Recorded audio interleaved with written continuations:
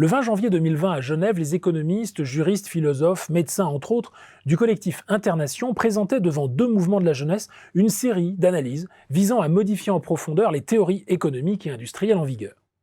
Repris dans une correspondance destinée au secrétaire général de l'ONU, Antonio Guterres, il s'agissait pour ses rédacteurs de lancer à grande échelle des initiatives de territoire-laboratoire pratiquant la recherche contributive.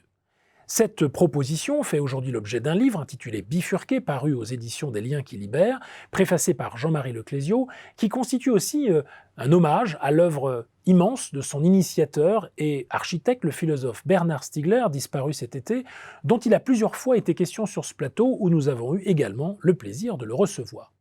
De ce texte important donc, relevons trois aspects. L'ouvrage est d'abord une convaincante dénonciation de la manière avec laquelle l'économie subrepticement est devenue une économétrie plutôt qu'une écologie et n'est plus en rapport avec son sens premier qui consistait à prendre soin des entités humaines et non humaines. Obsédés par la calculabilité du marché et donc par l'élimination pure et simple de l'incalculable, les acteurs contemporains de l'économie se consacrent à conditionner le consommateur sans lui permettre de cultiver ses propres savoirs capacitants. Au final, le principe d'utilité règne sans partage, tandis que les savoirs sociaux de la quotidienneté, hospitalité, commensalité, relations de voisinage, pratiques festives, règles de vie constituant des mœurs, sont peu à peu détruits. Un réseau comme Tinder, fondé sur la quantification des likes ou des matchs, expliquent les auteurs, conduit à une dissémination anthropique de l'attention et à l'épuisement de l'énergie libidinale qui favorise la répétition d'usages addictifs préprogrammés plutôt que la focalisation sur un objet de désir, toujours singulier, improbable et incalculable. Deuxièmement, le livre rappelle la parole prophétique de Bergson datée de 1932. L'humanité gémit, à demi écrasée sous le poids des progrès qu'elle a faits.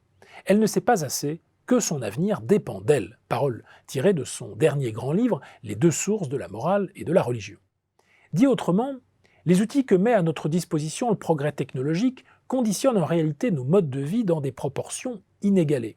Cet accroissement de l'exosomatisation, ce concept un peu compliqué pour parler finalement d'innovation ou de disruption, c'est-à-dire de l'impact des objets techniques sur nos propres corps et sur l'organisation de la vie sur Terre, a pour conséquence une dégradation certes de notre environnement naturel, mais aussi cognitif. Pour lutter contre ces phénomènes propres à l'Anthropocène, le texte se prononce donc pour une revalorisation des savoirs, comme par exemple les savoirs culinaires dont il prend l'exemple. Il explique en effet que les aliments transformés produits par l'industrie agroalimentaire entraînent une perte croissante des savoirs relevant de la cuisine traditionnelle, contribuant à des pandémies de maladies non transmissibles telles que l'obésité ou le diabète. Troisièmement, sortir du calculable et de la disruption anthropique, cela ne peut se faire que par émergence d'un différentiel de lieu, bref, par le moyen non d'une sortie de route justement, mais d'une bifurcation.